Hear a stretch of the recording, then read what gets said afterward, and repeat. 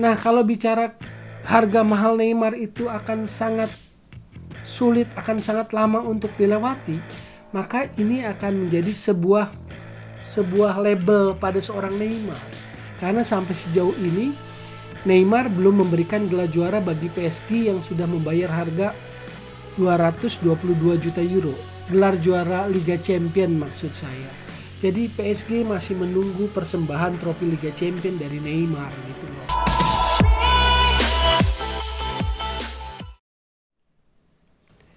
Oke, balik lagi di Gocek Bung Toel. Kali ini saya mau bahas tentang bursa transfer 2021 dan 2022. Bursa dibuka sejak tanggal 9 Juni lalu dan nanti akan ditutup pada tanggal 31 Agustus. Sejauh ini Paris Saint-Germain yang terlihat sangat aktif dalam bursa transfers. Dia sudah mendatangkan Donnarumma, penjaga gawang Italia, Sergio Ramos, Akram Hakimi, dan juga gelandang Liverpool, Georginio Wijnaldum. Tapi sebelum saya mau mengulas bursa transfer, sebelumnya saya mau ingatkan, video ini didukung oleh YouTube channel Tiang Jauh.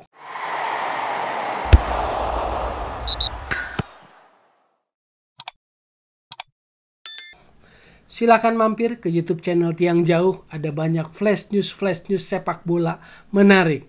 Ada soal ngamuknya Boca Junior dan juga tentang David Alaba yang dipercaya mengenakan kostum nomor 4 di Real Madrid. Kostum yang sebelumnya dikenakan oleh legenda Madrid, Fernando Hierro dan juga Sergio Ramos.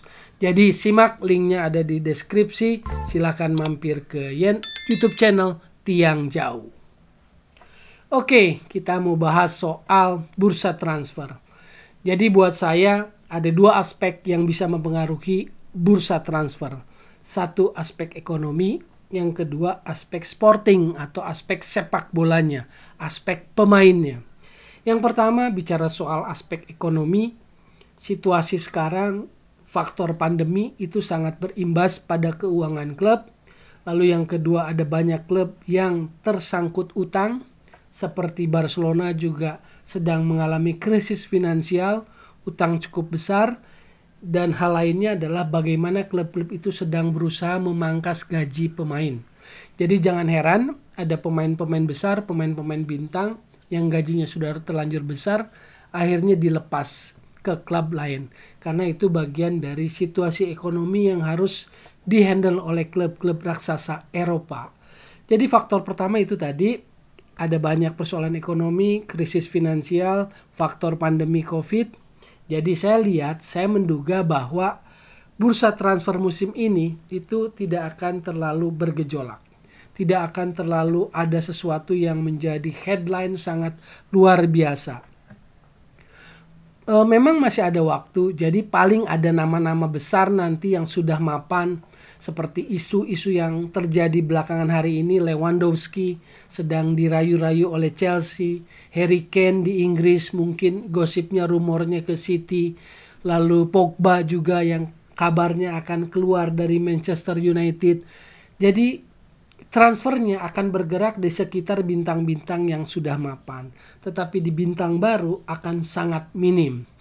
Bintang baru sejauh ini, generasi muda yang sudah mendapatkan headline di bursa transfer adalah Jadon Sancho. 90 juta euro ya, dari Borussia Dortmund ke Manchester United. Nah, secara overall saya melihat bahwa bursa transfer musim ini tidak akan terlalu bergejolak, akan datar-datar saja, akan ada perpindahan nama-nama besar, lebih kepada faktor dia mempertahankan nilai ekonominya saja, melihat tawaran yang menarik dari beberapa klub atau tetap bertahan di klub lamanya. Masih ada waktu sampai 31 Agustus, jadi kita bisa nantikan. Cuma yang saya mau bilang saat ini adalah bahwa rekor transfer Neymar yang terjadi tahun 2017 sebesar 222 juta euro sepertinya akan bertahan lama. Baik itu karena faktor pandemi, faktor krisis ekonomi, faktor kesulitan keuangan, maupun faktor soal kualitas kebintangan pemain. Jadi 2017 Neymar direkrut PSG dari Barcelona dengan 222 juta euro. Saya menduga akan bertahan lama, mungkin bisa bertahan 3-4 tahun ke depan sampai munculnya bintang baru yang extraordinary untuk bisa melewati rekor Neymar tersebut. Karena sangat tinggi. Jadi kalau saya mau bikin patokan parameter per tahun, 2017 itu Neymar 222 juta euro. 2018 itu yang tertinggi Kylian Mbappe 180 juta euro dari Monaco ke PSG. 2019 yang tertinggi itu Eden Hazard 160 juta euro Chelsea ke Real Madrid.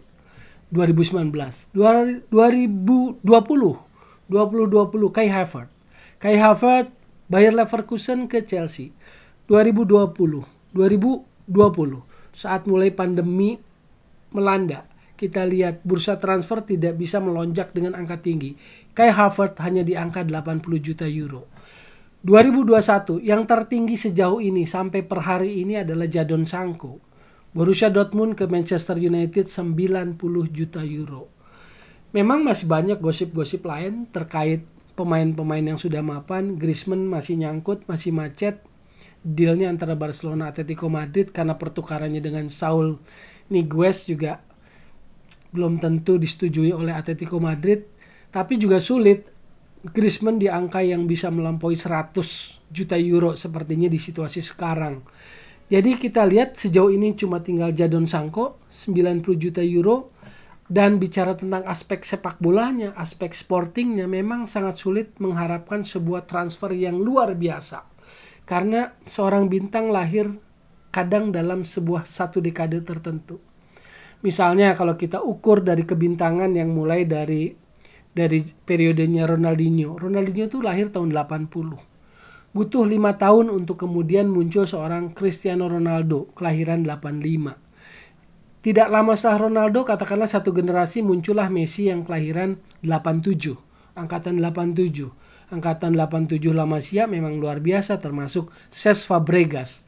Setelah angkatan Messi 87, baru masuk angkatan Neymar 92. Neymar kelahiran 92.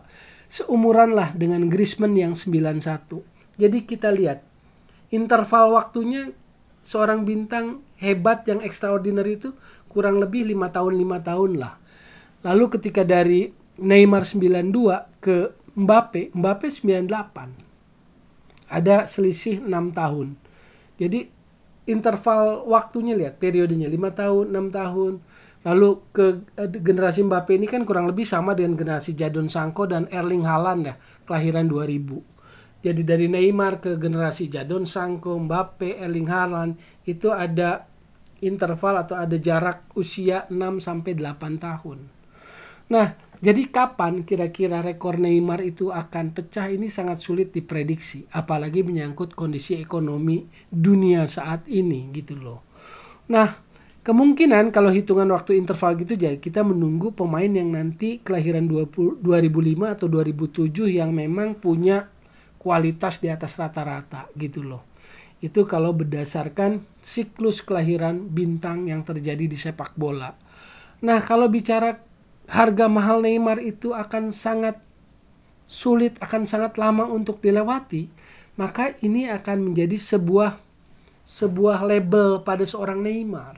Karena sampai sejauh ini Neymar belum memberikan gelar juara bagi PSG yang sudah membayar harga 222 juta euro. Gelar juara Liga Champion maksud saya. Jadi PSG masih menunggu persembahan trofi Liga Champion dari Neymar gitu loh. Ini yang akan ditunggu-tunggu, ini yang akan menarik.